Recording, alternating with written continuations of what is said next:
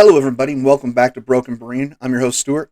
And today we're going to look at the announcement of the new House of David show that is set to be released on Amazon Prime. Now, I'm kind of excited about anything being produced about the life of David. We haven't really got anything that much in the mainstream about David, except little things here and there mentioned in other biblical stories that are told. I mean, recently we get stuff focused on Jesus, Moses almost all the time. Way to go, Charlton Heston. Still love you in that one. And Noah. I mean, these are the three that really kind of get the attention. And so I'm excited for this. But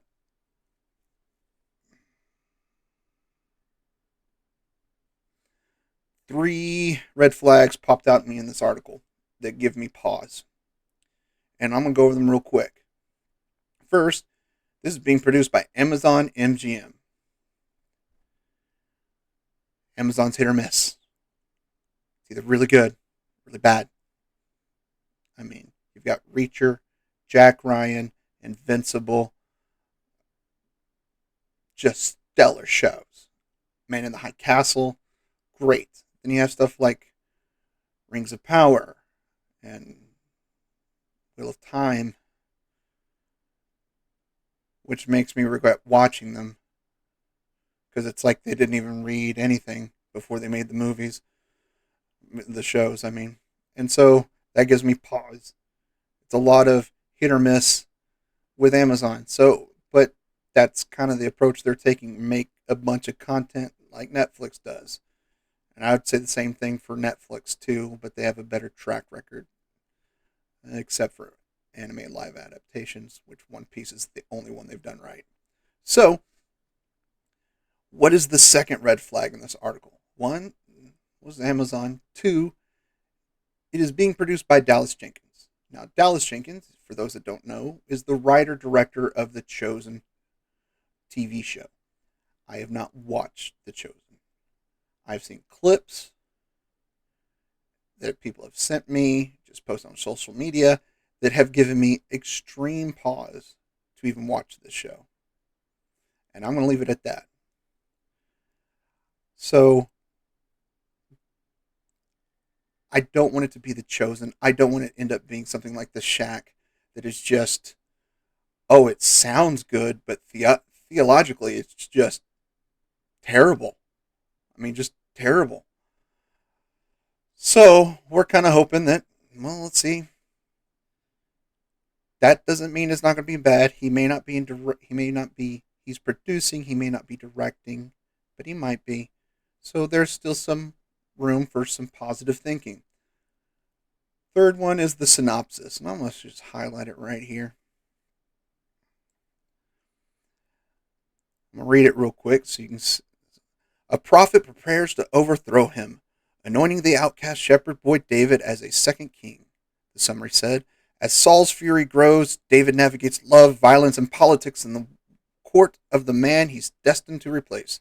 Two kings, one kingdom, the outcome is war. Did you pick up on the problem? It's in the first sentence. A prophet prepares to overthrow him.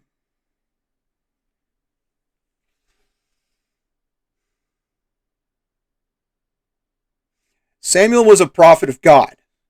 Okay? That was his anointing. His job was to be God's prophet, God's messenger to mankind on earth. He didn't construct things, he didn't scheme things, he didn't put things in motion. God told him to go do something, tell someone something, and he did it. That's all there is to it. So, this first sentence is a huge red flag. Almost like they want to take God out of it. Because this wasn't Samuel's plan, this was God's plan. So,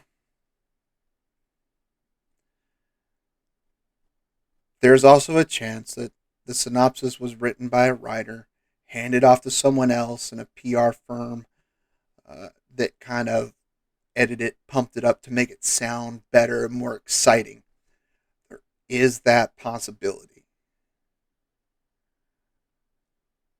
But I would think that this Christian company that has been formed to produce this show would have checked that and said, yeah, good to go.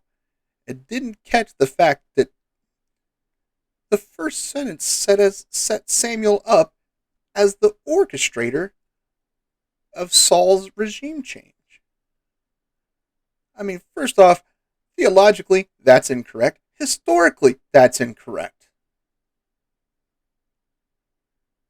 I don't think there's a version of the Torah that gets it this wrong. There's not a version of the Bible that gets it this wrong. There's no translation anywhere. When I say version, I mean translation. There's no translation that gets it this wrong.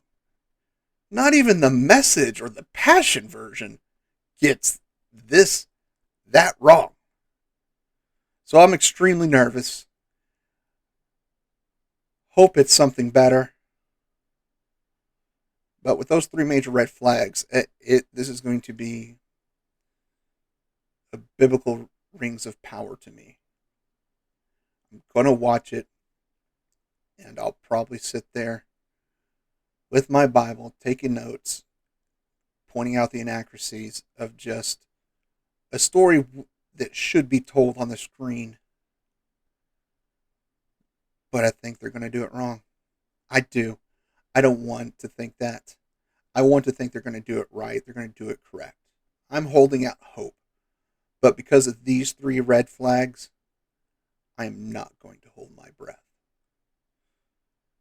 So, until next time, I love you all, and there's nothing you can do about it.